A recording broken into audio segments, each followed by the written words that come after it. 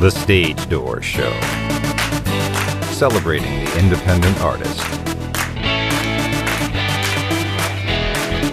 With your host, Dave Hondel.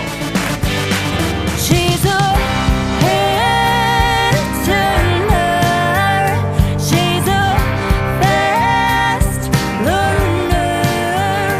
'Cause it didn't Hi, everybody. Welcome to the Stage Door Show tonight. This is Dave Hondel. Excited to have our guest tonight. This is her second appearance on our show. She is the 2020 Josie Music Awards Modern Country Artist of the Year, and we're very happy to have her back. Please welcome Leah Marie Fuls. Welcome back to the show, Leah. Hi, Dave. Thank you for having me back. I'm excited to be speaking with you again. Absolutely. We're so happy to have you back. And as I said in the intro, I mean, you were just named, the 2020 Modern Country Artist of the Year at the Josie Music Awards. And, I know you've gotten a lot of awards at that event in the past.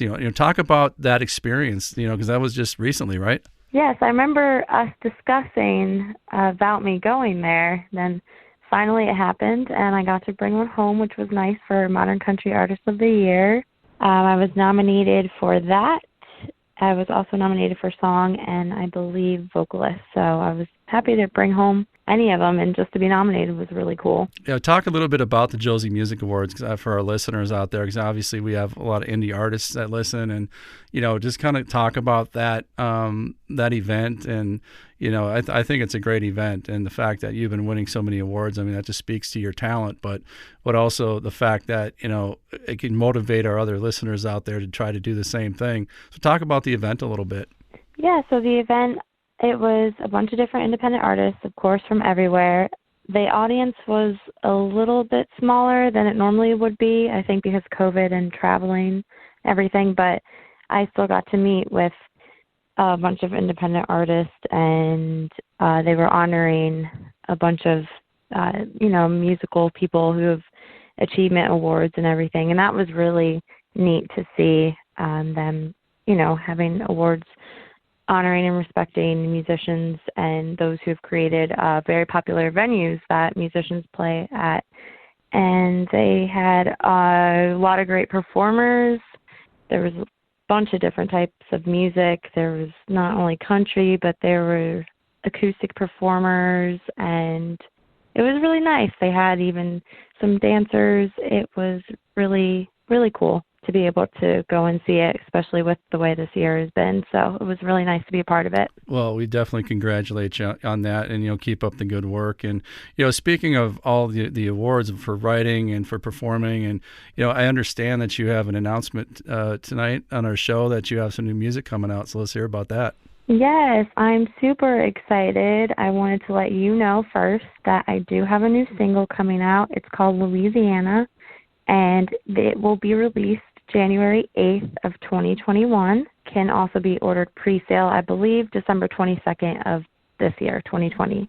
Wow, that's amazing. Well, first of all, thank you for doing that on our show, and let's hear a bit about the song. I mean, what's the feel of the song, and what were you thinking about when you wrote it? So Louisiana, I just like the mystery of Louisiana. I've never really been, but I've seen a lot of shows, and I know there are a lot of successful people that have come out of the area. They probably didn't even expect the success that they had just coming from, a little town there. So I was just thinking, like all of us, where we come from, where are we going to make it? Are we going to, make it far? Like, I really just thought of this, story, I think.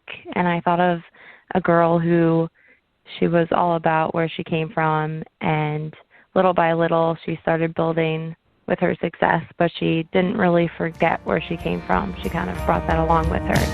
She grew up in a land down south, had strong roots, but life pushed her down.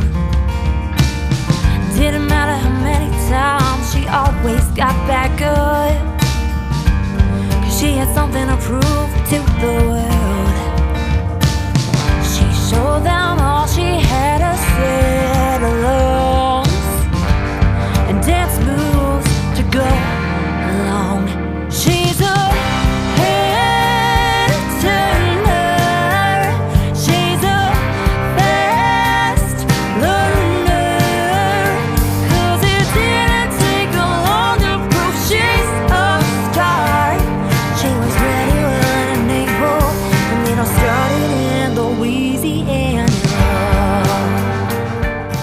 so I started with Louisiana, and I created the story that is now the song. That's awesome, and for everybody out there, want to pre-order that, we're going to have that information on our website as well. So be watching for that on the Stage Door Show. And also we're going to get Leah's information at the end as well, so we can go onto her sites and order that, coming up. So the other thing I want to talk to you about, Leah, is also, during the pandemic, I don't think anybody realized and thought that it would kind of last this long. I mean, we're almost a year into it, and it's been really tough on independent artists, especially Broadway actors, singers, songwriters, everybody that has to do with the entertainment field, I think, has really been hurt.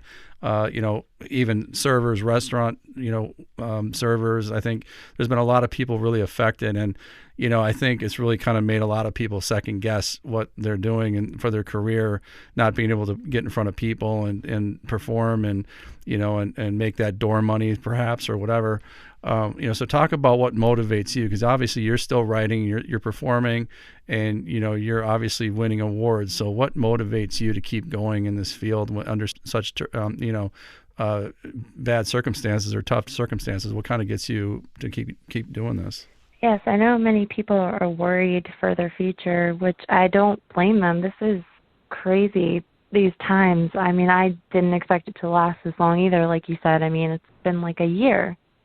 So I just try to keep hanging in there and just writing and playing, whether it's at home or whether it's at shows, which I've been really lucky to have any shows at all, because I know some people aren't as lucky, but I don't have as many as I normally would, as are many other musicians out there. So we're all losing our income, which is really scary. And we are thinking, what should we do? Like, is it worth, keep going, do this push?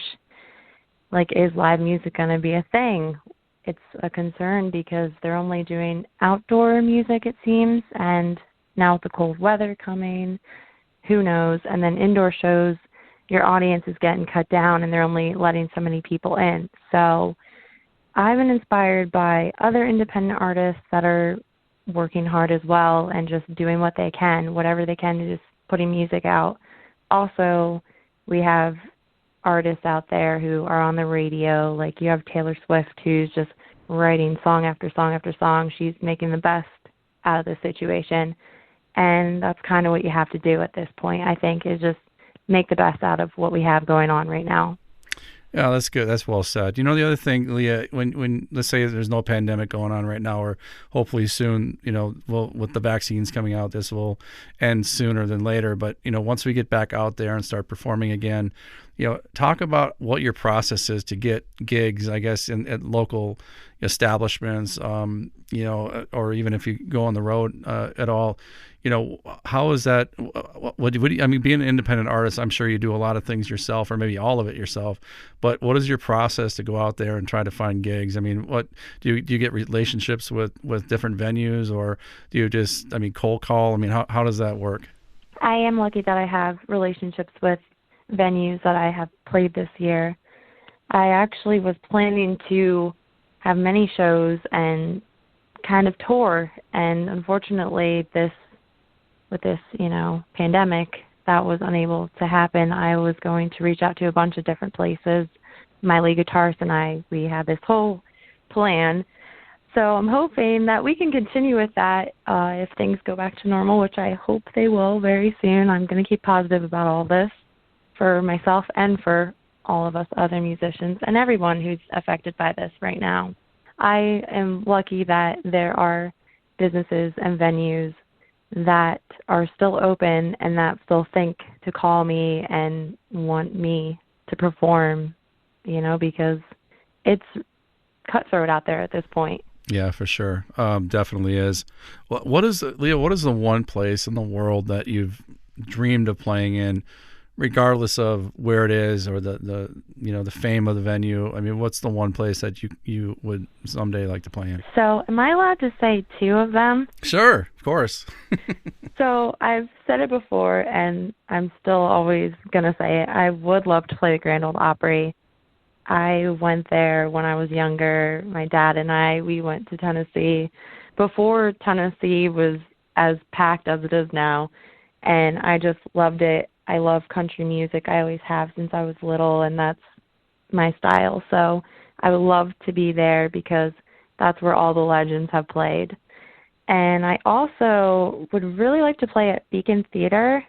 I've seen Joe Bonamassa play there, and he's such a cool guy, and that venue just looks like an amazing spot to play. Yeah, it is. The Beacon is a great place to play. I've had friends that have played there before, and it's definitely a great venue in New York, and I've seen shows there too, and it's really a legendary place. And so yeah, both of those places are amazing. So and I definitely know that you'll play both those places down the road eventually, and once this all gets like I said, behind us, you can get out there and like I said, you're with all the awards that you're winning, and your music is fantastic. So I have no doubt that you'll be in those venues someday soon. The other thing I want to ask you is collaboration. I know we talk about collaboration a lot on our show, and talk about collaboration. Who would you want to collaborate with out there? Like, again, just like anybody in the world, who would you want to collaborate with, and why?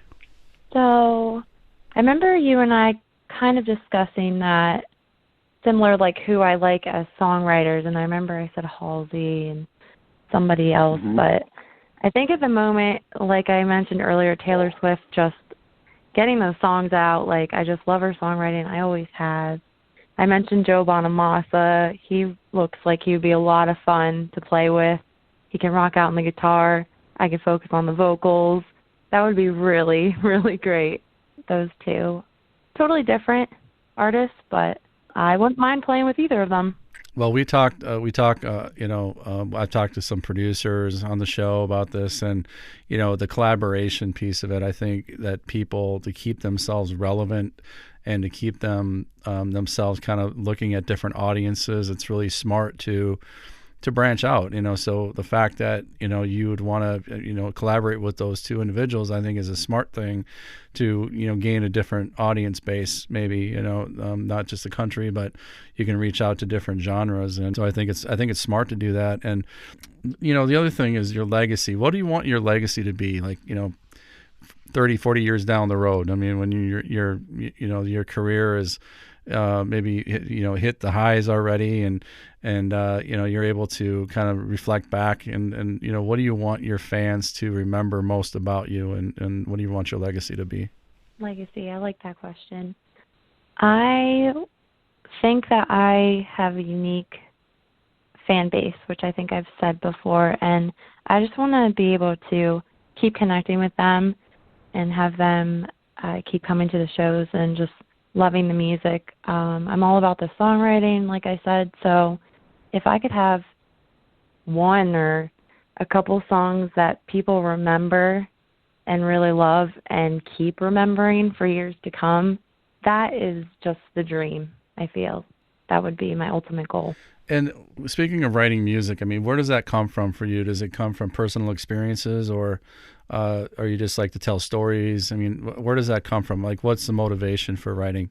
My motivation mostly comes from what I experience, but I do also have a little bit of the imagination going on, like with Louisiana. That's a story that I made up. I had a little bit of influence from artists and people that I've seen that are successful there, like I mentioned. But mostly it's something connected with me or others around me for most of my songs so far. Now, you were talking about you have a lead guitarist and then yourself. I mean, what do you also play with the band? I mean, do you have like a band that you play with, drummer, bass player? I mean, or do you mostly play with like a lead guitarist and yourself? I do have the full band. We are a 5-piece. Unfortunately, we didn't have as many shows as we were supposed to. I have a lead guitarist, as I mentioned. I have another guitarist, a drummer, a bass player, and then me. So that's for my band, Leah Marie Fuls band. And then mostly this year it's been the duo act. So it's been myself and my lead guitarist. And then I have had a couple solo shows, but mostly the duo this year with how everything's been going. Also, I like to ask this question too, a lot of the artists that I have on the show, but when you're in a certain location, maybe not in a huge market, are there any aspirations to move to LA or move to New York or, like full-time Nashville? I mean, have you thought about that, getting into like totally immersing yourself in that environment? Or do you find that where you are is good? I mean, what are your thoughts on that? I definitely am all about going to Nashville more. Again, that was the plan until everything changed this year. Also, I am kind of interested in Austin, Texas, so I would like to look into that area a little bit more. And then once I do, I'll let you know, Dave, see how it goes. I was actually going to mention Texas too, because as I know with music, I mean, it's a big market down there. It really is. I mean, Austin especially, it's a big market for country music, even rock music. I mean, a lot of rock musicians are there too. So you have different genres, but and then the weather doesn't suck either. I mean, really, if you think about it, Texas isn't. It's not bad. Yeah, Austin's a great city, but yeah, I think like anywhere you go, I think it's. If it's a music city, I think it's good for you as a musician. But we've always talked about this because I have a thought process with this, and I don't think it's popular with everybody. But I grew up in Minneapolis, Minnesota, which was obviously the home of Prince and a lot of musicians that came out of there. But it's a very small market. I mean, Minneapolis is not a very big metro city, and so there, if you were good, then you really made a name for yourself, and I think if you're in a big city where there's a ton of artists, and a lot of different, I guess, competition, you become like a small fish in a big pond, I guess, because I know a lot of big artists kind of stay where they are right now, even if it's a small town, and they still do well with, streaming and internet and social media. So what are your thoughts about that? I mean, does that make any sense, or am I completely not making any sense? I do agree with you, what you're saying, like start off where you are first and then, move out to other places afterwards. I think with internet and social media, we are lucky, though, that we could stay where we are. We could still get ourselves out there with YouTube or, our music videos. I know there's successful people in New York and even, Lehigh Valley and, of course, California, but even probably in the middle of the country where you wouldn't expect, you know what I mean? Like, what's that town? Oh, you still have successful people come out of there because we're so lucky with the technology nowadays. How do you use social media? I mean, what do you do with social media to market yourself that other people could benefit from? Obviously without giving away too many things or secrets, but I mean, do you use, social media to gain a bigger fan base and, talk about that a little bit? I do use the social media. I use it mostly to promote for my shows or my music, anything for promotion. And I also just like to keep posting to, I guess, stay relevant and to just remind people like, hey, I'm still here, and here's what I have going on, and just to remind myself, like, this is what I want to do, so this is a part of it. I don't think people realize how much of a full-time job it is to be an indie artist and also do your own social media. I mean, literally, I could hire somebody full-time just to do my social media. I can do the show, the research on the show, the interviews, the editing and all that, but I'm also my social media guy too. And I think that people don't realize what goes into social media to keep it relevant and to post every day. So my hat's off to you. I mean, really, it's a crazy thing to keep up with. And now throwing TikTok, out of everything else that's out there, TikTok with the algorithms right now. And, my daughter's like, Dad, you got to get more onto TikTok. I said, I can barely keep up with Instagram. I don't know how to I don't know what to do. I could hire somebody full time. I don't know. Do you get on TikTok? I understand that. I have not tried TikTok yet. I know a lot of people are, so I feel like maybe I should try to get into it, but I'm with you. Like, I'm trying to stay on Instagram and Twitter and Facebook where I have the followers right now and just kind of work on that before I branch out into a new form of social media. But hey, why not? Maybe your daughter's onto something. She probably is. TikTok, what I understand is the algorithms are so crazy right now that you can you can gain a huge following very easily on TikTok because they haven't leveled out the algorithm. So you can put something out and it can go viral very easily. And I'm getting, a lot of follows on different things, a lot of views on different things I'm putting out. So I think it's cool. I don't dance or sing. So I think a lot of the TikTok people, it's like, that would be great if I was a musician, which I'm not, but for you or somebody like, that's a singer songwriter, I mean, it'd be a great venue. I think you're inspiring me to try TikTok because I do like to dance and sing, so why not? That's absolutely correct. Yeah, do it. Definitely do it. And make sure you follow me. I'll follow you too. All right, perfect. Well, let's talk about some of your other music, because I know that, last time we spoke, there was a lot of music that you had already put out and that you won awards for at the Josie Music Awards. So some of our new listeners, I mean, I think we've gained like 20,000 listeners since you and I had last spoke. So let's talk about some of your music out there that you have that some of our new listeners would love to go listen to. Okay.